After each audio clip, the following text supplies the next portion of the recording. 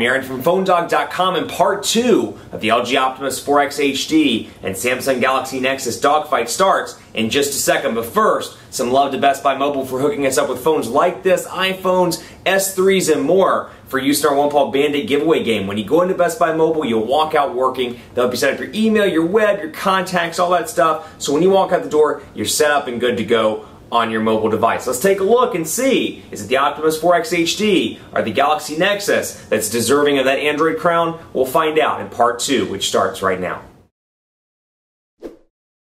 So we begin part 2, and if you watched part 1, go back and watch it first of all if you didn't, but if you watched, you remember that I was talking about web browsing and AT&T service being terrible in my office. Well, I walked out into the break room, got a signal by pointing them kind of close to the window, and it's kind of frustrating I have to do that in 2012. But now, PhoneDog is loaded up. So I wanted to show you the pinch to zoom capabilities on both of these devices, and they're both relatively responsive. Again, if you're coming into this and you didn't watch part 1, it's got a 1.5 gigahertz quad-core NVIDIA Tegra 3 processor over here. Over here, you've got a 1.2 gigahertz dual-core TI OMAP CPU, and then a 4.65-inch display versus 4.7. Both HD. This is IPS. This is Super AMOLED.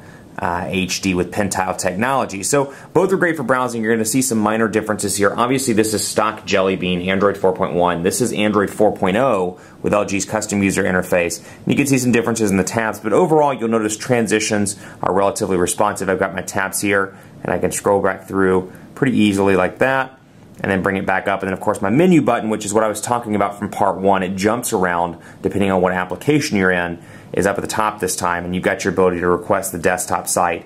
It's kind of the similar equivalent of the static menu button, which is down here on the LG Optimus 4X HD, but similar stuff over here, similar settings, and I can change the browser. But overall, very impressed with the performance on both of these devices. You can see portrait to landscape transitions, reasonably fast on both, little to no lag there, and I can switch it back over, just for example, to landscape mode, and I can see when I'm in landscape mode, Tuesday's hot picks up there at the top as well, which is kind of a cool little feature. But then both are great in the web browsing department. Now I want to focus on the personalization stuff before we move into cameras, because I want to show you some of the things that LG's done on this, and we all love the ability to personalize our devices. So we're going to go into home screen, for example, and you're going to see the theme. Now, I can change it to Optimus. I have it on Biz right now, Marshmallow, and then Cozy Wall. But you'll notice I'm going to bring this in so you can take a look. Forgive me while it's focusing.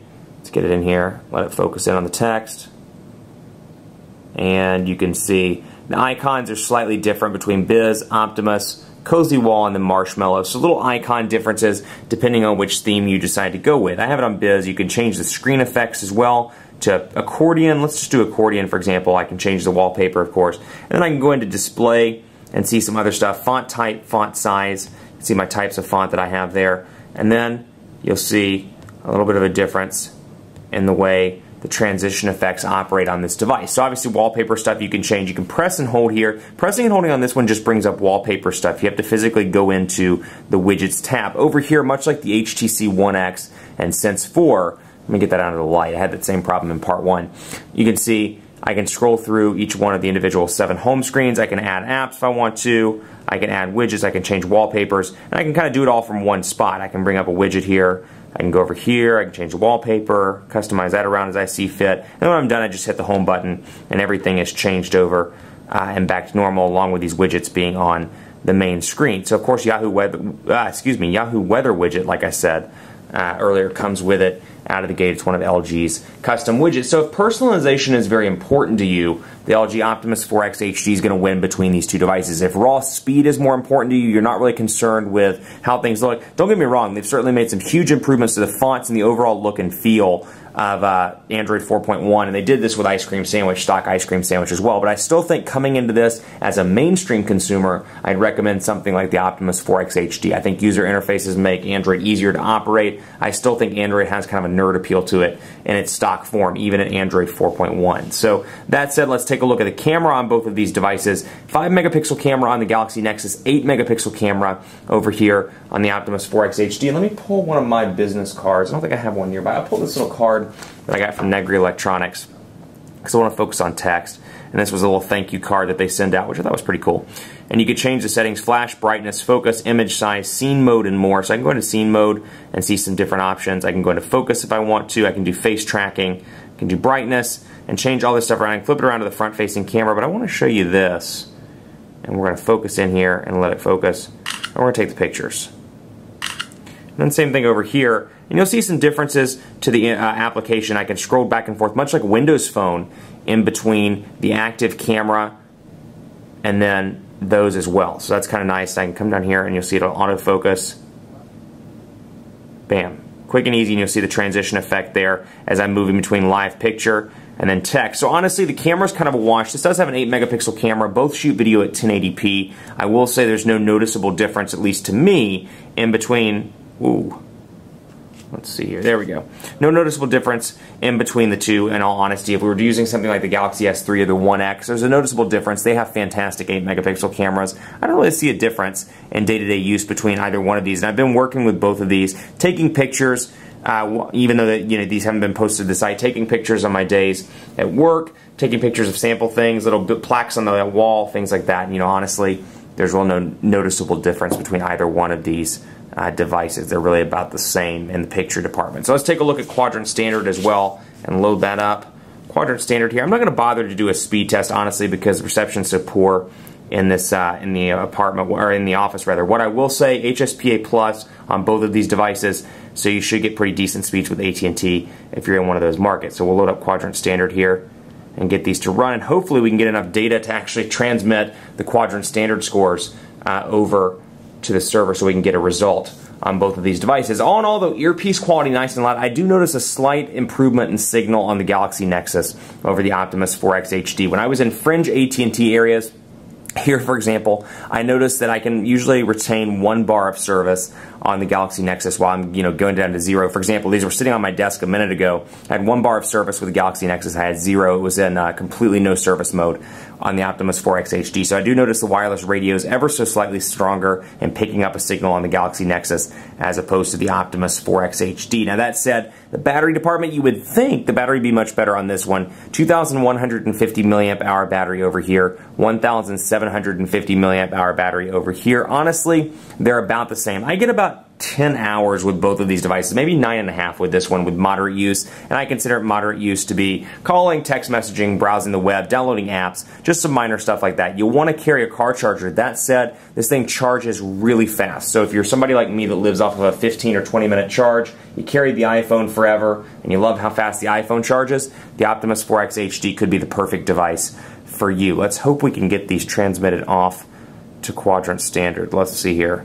Like I said, reception's pretty rough in this area. Over here, 2,191. Now keep in mind, older processor, 1.2 gigahertz dual-core TI OMAP processor. I'm going to hold this thing up and see if we can get signal. I'm going to do it like 1999. I'm going to party in my office like it's 1999. I'm just going to kind of hold this thing around and see if I can get any little amount of signal. Come on, sending. It's thinking really hard about this. It's a little warm on the back too, that you can tell it's processing this pretty hard. And there we go, 4,957. So take Quadrant Standard with a grain of salt, because honestly with Project Butter, this thing performs just as smoothly as the Optimus 4X HD does. But that said, Quadrant Standard 4,957, 2,191 over here. Both of these are awesome devices. It's really going to depend on what you prefer, in all honesty. That said, you've got a $600 device here, roughly 600 bucks, through third-party retailers, Negri Electronics, which is where we purchased ours, and then places like Expansis USA. If this were subsidized and in the US and available for like 100 bucks or 150 bucks, it'd be a totally different story. The fact that it's not is kind of the unfortunate thing about the Optimus 4X HD. Over here, this isn't subsidized either, but you get it for $349 through Google Play, and considering the price of unlocked unsubsidized devices, $349 for a device that's running Google's latest operating system is a steal, and it packs a cool feature like Google Now. So I can say, Google, Charlotte weather. And let's see if it'll do it with a data connection. Like I said, it is a pretty rough data connection in my office, but Google Now is pretty cool, much like Siri on iOS, and I probably shouldn't say that or else Apple may try to sue Google, and that wouldn't be a good thing. But you can see, Here's the forecast for the next few days. And you can see it talks and brings up these nice cards. This was announced at Google I/O earlier in the year, and you got the web results down here at the bottom as well. I can come back up to the card. Now, it'll remember where I'm looking at weather, and it'll say stuff like this in the notifications bar, or when I'm traveling, it'll say weather at home, and when I'm traveling and it knows where I live. It's kind of creepy, actually, but it knows where I live, and it'll say stuff like 10 minutes from your office uptown to home, or 15 minutes with traffic, or 20 minutes with traffic, and it's really beneficial, and I've been really impressed with it. Google, how old is Bill Gates?